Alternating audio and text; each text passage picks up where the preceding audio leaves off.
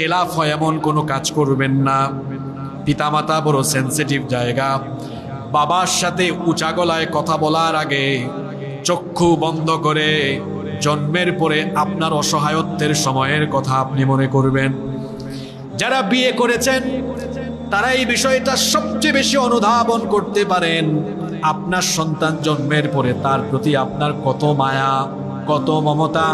একটু অসুস্থ হলে পরে তাকে নিয়ে হাসপাতালে দৌড়ান।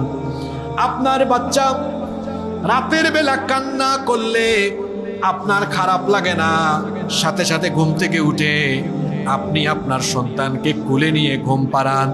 তো এখন আপনার বুড়া বাবা ঘরের মধ্যে থাকে, বয়স্ক মানুষ, অসুস্থতার কারণে রাতের বেলা ঘুমাতে পারে না, একবার লাইট জ্বালায় আর একবার লাইটের সুইচ বন্ধ করে। আপনার এটা ভালো লাগে না, পাশের রুম থেকে আপনি নানা কিছু বলা বলি করেন। কই আপনি যখন ছোট ছিলেন আপনার বাবা তো কোনোদিনও আপনার উপর অসন্তুষ্ট হয়ে গালি দেয় নাই, বকাও দেয় নাই, বরং যখনই আপনার ঘুম ভেঙেছে সাথে সাথে আপনাকে কুলে নিয়েছে। বাবার সাথে কথা বলার আগে, বেয়াদবি করার আগে সেই অসহায়ত্বের সময়ের কথা মনে করবেন।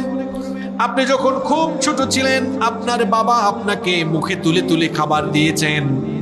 এমনকি যখন ঈদের সময় এসেছে আপনার বাবার কাছে পয়সা ছিল না, টাকা ছিল না, সেই ছোটবেলায় আপনার কত বায়না ছিল, কত রকমের দাবি আপনার বাবার কাছে ছিল। বাবা এই ঈদে আমাকে পাঞ্জাবি কিনে দিতে হবে, শার্ট কিনে দিতে হবে, ফতোয়া কিনে দিতে হবে, এই ড্রেসটা কিনে দিতে হবে। এই রকম কত রকমের দাবি ছিল, কত রকমের অনুরোধ ছিল। আপনার বাবার কাছে টাকা ছিল না, পয়সা ছিল না। আপনার বাবা নিজে ছেঁড়া কাপড় পরিধান করত, ছেঁড়া লুঙ্গি, ছেঁড়া শার্ট, ছেঁড়া জামা কাপড় পরে। কিন্তু ঈদের সময় আপনার মনটা যেন খারাপ না হয় সেই জন্য পাশের বাড়ির অন্য কোনো মানুষের কাছে গিয়ে হাতটা পেতে দিয়েছে, ভাই আমার বাচ্চাটা ঈদের দিন মনটা যেন খারাপ না করে, এজন্য তোমার কাছে হাত পেতেছি, আমাকে কিছু টাকা ধার দাও, সময় মতো দিব। এভাবে করে ধার এনেছে, কিংবা কারো কাছে জোর জবরদস্তি করে অনুরোধ করে টাকা এনে ঈদের দিন আপনাকে কিন্তু নতুন কাপড় পরিধান করিয়েছে, নিজে আবার ছেঁড়া কাপড় পরিধান করে ঈদগাহে কিংবা ঈদের নামাজে এসে হাজির হয়েছে। সেই বাবার সাথে কথা বলার আগে, উঁচা গলায় কথা বলার আগে, সেই বাবার সাথে বেয়াদবি করার আগে সেই অসহায়ত্বের সময়গুলোর কথা আপনি মনে করবেন। অনেকের বাবা আছে অসুস্থ, চিকিৎসা করায় না। এইরকম অনেক নাফরমান সন্তানও কিন্তু আমাদের সমাজে কম বেশ আছে। দেখবেন 2 ভাই 3 ভাই আছে, বাবা অসুস্থ, এক ভাই আর এক ভাইয়ের মুখের দিকে তাকায়, কে চিকিৎসা করাবে? একটু অপেক্ষা করে দেখি বড় ভাই করায় কিনা, মেজো ভাই করায় কিনা, অথবা অন্য কেউ নিয়ে যায় কিনা, অপেক্ষা করে। আরে নাফরমান সন্তান, তুমি যখন ছোট ছিলে তোমার অল্প একটু অসুস্থতা হলে তোমার বাপ অপেক্ষা করে নাই দেখি অন্য কেউ এগিয়ে আসে কিনা, নিজে তখন কাঁধের মধ্যে নিয়ে তারপরে আপনাকে নিয়ে দৌড়িয়েছে।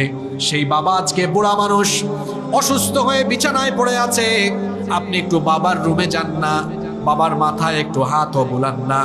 কি অবস্থা, কি নাফরমানি আপনার আরম্ভ হয়ে গেল। আল্লাহর নবী বলেছেন, খবরদার নিজের পিতাকে কষ্ট দিও না, কারণ তোমার পিতা তোমার জন্য অসহনীয় যন্ত্রণা কষ্ট সহ্য করেছেন। ছোটবেলা আমাদের বাবা, এখন আমরা যারা বিবাহিত, আমাদের যাদের সংসার হয়েছে, আমরা কত কষ্ট করি, এগুলো এখন ফিল করবেন যখন আপনার বাবা আপনাকে লালন পালন ভরণ পোষণ করেছে। আপনার বাবাও মাথার ঘাম পায়ে ফেলে হয় চাকরি করেছে, ব্যবসা করেছে, যে কোনো কাজ করে আপনার লেখাপড়া শিখিয়েছে, আপনাকে মানুষের মতো মানুষ করেছে। আল্লাহর নবী বলেছেন, সেই বাবাকে কখনো কষ্ট দিও না। আর বাপের চাইতে মায়ের ব্যাপারে আরো বেশি সতর্কবার্তা দেওয়া হয়েছে। একবার এক সাহাবী নবীজির কাছে আসলেন। সবচাইতে বেশি সংখ্যক হাদিস যে সাহাবী বর্ণনা করেছেন তার নাম হচ্ছে আবু হুরায়রা রাদিয়াল্লাহু আনহু। তিনি বলছেন, জাআ রাজুলুন ইলা রাসূলিল্লাহি সাল্লাল্লাহু আলাইহি ওয়াসাল্লাম ফাকাল, এক লোক রাসূল করিম সাল্লাল্লাহু আলাইহি ওয়াসাল্লামের কাছে আসলো, এসে বলল, ইয়া রাসূলুল্লাহ, আমরা বলি সাল্লাল্লাহু আলাইহি ওয়াসাল্লাম, মান আহাক্কুন নাসি বিহুসনি সাহাবাতি, আমার কাছ থেকে উত্তম আচরণ পাওয়ার দিক থেকে কে সবচাইতে বেশি অগ্রগামী?